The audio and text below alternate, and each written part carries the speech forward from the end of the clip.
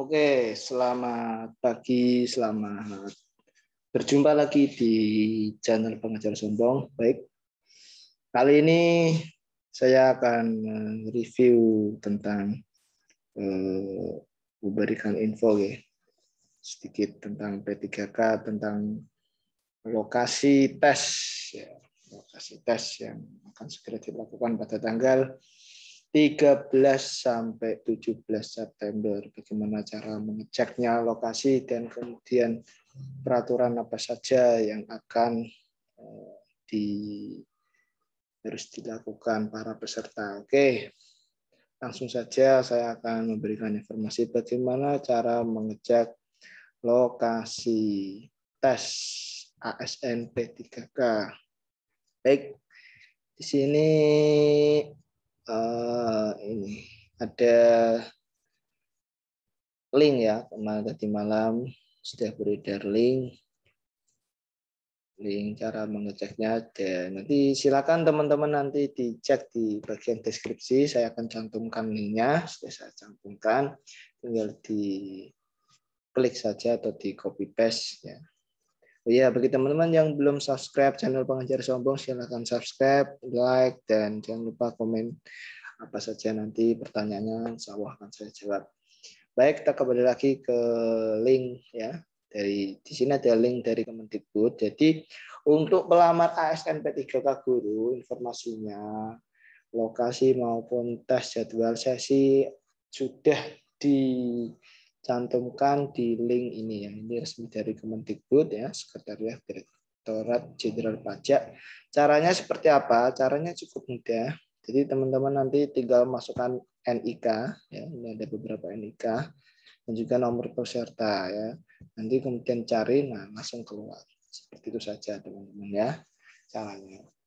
Jadi nanti masuk link, copy paste, tag NIK dan juga nomor peserta. Apakah nanti di sesi 1 atau 2 bisa dilihat melalui pencarian data. Oke, kemudian yang selanjutnya adalah ini, sebentar. Tadi sudah. Oh ya, pengumuman dari dinas setempat ya di wilayah saya, karena wilayah saya ini adalah di Jepara teman-teman ya. Kebetulan sudah mengumumkan bagaimana aturan mainnya untuk pengadaan tes ASN P3K. Kita lihat.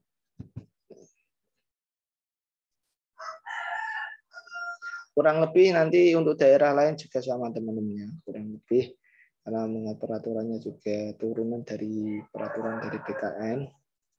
Nah, nanti kurang lebih sama, jadi bisa diperhatikan ini teman-teman ya. Ini dari Dinas Jepara sendiri, terhitung dari tanggal 10 September hari ini teman-teman. Ya, ini aturannya ya, dari GTK di Jan tanggal 9, kemudian diterbitkanlah aturannya.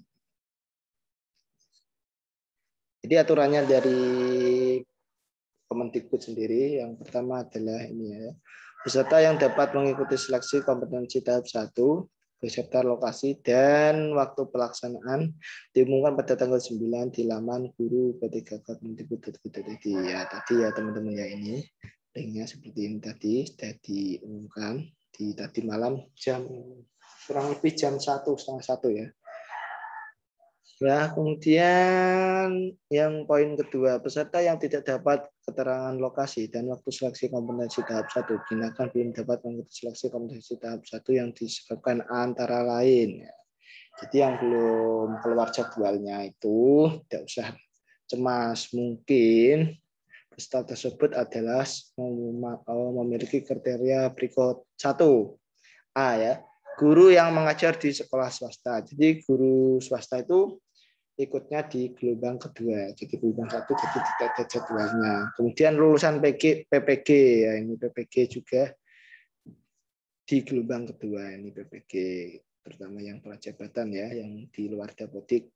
Kemudian C, peserta yang tidak memilih formasi di sekolah induk walaupun terdapat formasi yang linear di sekolah Indo. Jadi ada formasi linear, tapi pesertanya tidak memilih formasi di SD tersebut atau sekolah tersebut. Jadi tidak bisa ikut dalam seleksi gelombang pertama. Kemudian peserta yang tidak terdapat formasi linear di sekolah induk dan tidak ada formasi kosong di sekolah lain. Artinya di formasi linearnya di induk SD atau sekolah induknya itu tidak ada formasi. Kemudian di sekolah lain pun tidak ada formasi, maka akan dilakukan di gelombang kedua. Seperti itu ya teman-teman. Ada 4 kategori yang harus diperhatikan.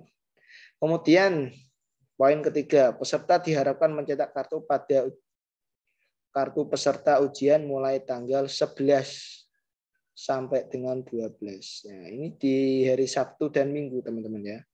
Teman-teman harus mencetak kartu tes maupun deklarasi sehat itu di tanggal 11 sampai dengan 12. Itu ya teman-teman, perlu diperhatikan tanggalnya antara rentan tanggal 11 sampai dengan 12. Kalau 13-nya kita sudah tes, sudah mulai tes. Kemudian pelaksanaan seleksi P3K wajib dilaksanakan dengan protokol kesehatan secara ketat, antara lain melakukan sekurang-kurangnya rapid test antigen dengan hasil non-reaktif atau negatif yang dilaksanakan sebelum mengikuti seleksi kompetensi. Ya, ini adalah antigen itu 1 hari sebelumnya, teman-teman. Pengumumannya kemarin tadi pagi itu kalau tesnya di hari Senin di tanggal 13 itu tes rapid tesnya itu bisa di hari Sabtu karena mengingat hari Minggu itu hari libur ya bagi puskesmas ataupun rumah sakit itu jadi hari libur, jadi tidak bisa di hari Minggu, bisa di hari Sabtu seperti itu teman-teman. Jadi ada pengecualian di tes yang hari Senin. Kemudian pelaksanaan rapid test antigen akan difasilitasi oleh Dinas Kesehatan setempatnya. Ini kemungkinan kalau sudah difasilitasi ya mengarah ke gratis teman-teman. Tapi tidak menutup kemungkinan untuk ada yang membayar juga. Kita lihat kebijakannya di masing-masing wilayah tentu berbeda ya. Mungkin kalau kemarin ada di Blora itu gratis teman-teman. Kalau di Jepara belum tahu.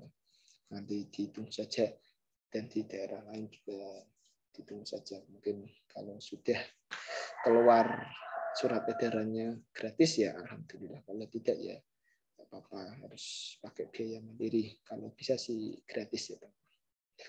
Oke. Yang kemudian C menggunakan masker 3 lapis dan ditambah masker kain di bagian luar ya. Ini masker 3 lapis kemudian ditambah kain. Sudah jelas ya teman-teman ya. 3 menjaga jarak, 4 menjaga jarak, yang kelima mencuci tangan dan dengan hand sanitizer. Poin kelima, panitia pelaksanaan seleksi guru ASN P3K tingkat daerah wajib berkoordinasi dengan Satuan Tugas Penanganan COVID-19 daerah. 6. Seleksi kompetensi akan dilaksanakan pada rentang tanggal 13 September sampai dengan 17 September dalam 2 sesi. Jadi hanya 2 sesi ya teman-teman. Di sesi pagi jam 7, kemudian mulainya ya sesi kedua itu mulai jam 1. Ya. Nanti akan kita lihat jadwalnya. Ya ini jadwalnya. Sesi 1 ya, ini sesi 1 sudah keluar teman-teman. Ya, antara rentang waktu jam 7 sampai jam 11 kurang 10 ya. 10.50 ya. Ya, ini ada jadwalnya. Jadi 15 menit akan dilaksanakan kegiatan hadir ya, hadir di lokasi ujian, pemeriksaan suhu badan, dokumen COVID ini seperti kartu vaksin, kemudian memasuki ruang tunggu ya. Biasanya menunggu teman-temannya yang baru diperiksa ya. Untuk 25 menit berikutnya registrasi menggunakan KTP, penunjang identitas ya, penjelasan panitia, biasanya melihat video simulasi CAT ya, atau admin BK juga bisa. Penitipan tas, kalau ada yang bawa tas bisa dititipkan ya. 10 menit body checking peserta masuk ruangnya. Ini sudah berjalan masuk ke ruang ujian. Kemudian 10 menit lagi penandatangan daftar hadir, pembagian kartu, login, pembacaan data ini sudah di ruangan teman-teman ya. Pelaksanaan ujian. Nah, ini. Ternyata ujian itu dilaksanakan dari soal manajerial dan sosiokultural dulu, teman-teman. Di manajerial dulu, kemudian dilanjutkan 10 menit wawancara. Kalau wawancara ini mengingat waktunya singkat, teman-teman. Feeling saya, prediksi saya ini soalnya pilihan ganda, teman-teman. Jadi seperti analisis jawaban mana yang lebih tepat, memiliki bobot nilai yang bagus, itulah yang benar. Seperti itu wawancaranya seperti itu, teman. Mengingat waktunya 10 menit 10 soal. 1 menit berarti 1 menit, 1 soal berarti 1 menit ya, teman-teman. Prediksi saya sih memang pilihan ganda ini.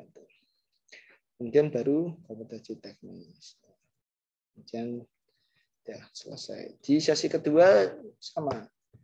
Jadwal tertulis mulai dari jam 1 sampai jam 5 kurang 10. Sama tadi. Harus lebih prepare, teman-teman, karena ini jam-jam rawan, jam ngantuk ya. Saran saya, teman-teman harus tentunya sarapan dulu ya. Jangan terlalu banyak minum.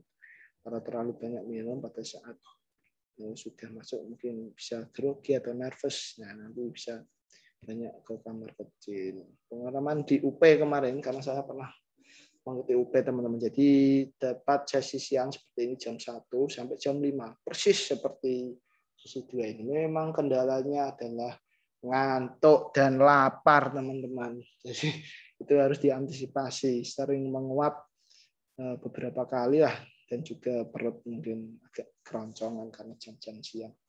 Kalau makan harus dikondisikan, jangan terlalu pedas, mungkin dapat mengganggu pencernaan juga, teman-teman ya. Oke, pelamar agar selalu memantau. Nah, ini ya. Kita sering memantau info di guru-p3k.kemendikbud.go.id ya. Ini dari Pak Iwan Syahril ya, resmi dikeluarkan teman-teman jadwalnya. Kemudian ada sedikit lampiran sistem P3K jabatan fungsional guru CAT UNBK. Dan CAT komputer materi ujian ya, teknis manajerial sosial kultural wawancara dengan metode CNUNBK. Lokasi tempat ujian, nah ini lokasi sudah harus prokes ya, teman-teman ya. Di sini harus prokes ketat sekali ya. Kemudian ketentuan peserta seleksi dengan CAT ini ketentuannya. Peserta hadir sesuai dengan jadwal yang ditentukan. Peserta yang hadir lebih awal dapat menunggu di ruang ya. Kita coba dilakukan 30 menit harus datang. Jadi 1 jam sebelumnya harus datang di lokasi, teman-teman ya. Jangan lupa nanti satu-satu diperiksa dan harus mengecek kelengkapan yang akan dibawa untuk tes. Ada yang dibawa, kita seleksi. Harus memenuhi protokol kesehatan, tidak melepas masker selama proses seleksi. Peserta wajib mencuci tangan, peserta membawa tulis pribadi, bersama ruangan setelah diperbolehkan oleh pengawas. Peserta mesti daftar hadir. Peserta yang telah menyelesaikan seleksi lapor tidak menggunakan ruangan. Kemudian peserta di dalam ruang tes dilarang membawa buku, kalkulator, makanan, minumannya. Tidak boleh pakai makanan. Jadi makan dan minum itu sebelum tes, teman-teman. Harus sudah makan dan minum supaya tidak buyar, tidak ambiar ya pada saat mengerjakan tes. Selama seleksi kompetensi peserta seleksi dilarang pindah tempat duduk. Nah, ini tidak boleh menyontek ya, teman-teman ya. Bertanya, berbicara hanya pada pengawas. Ada pertanyaan hanya pengawas yang diperbolehkan. Pasca seleksi, peserta mengambil barang-barang yang dititipkan, peserta langsung meninggalkan lokasi panitia.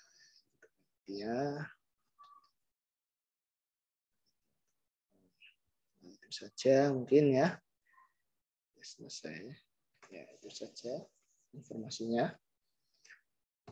Mungkin dari teman-teman apabila kurang jelas ada pertanyaan bisa nanti tanya di kolom komentar. Oke.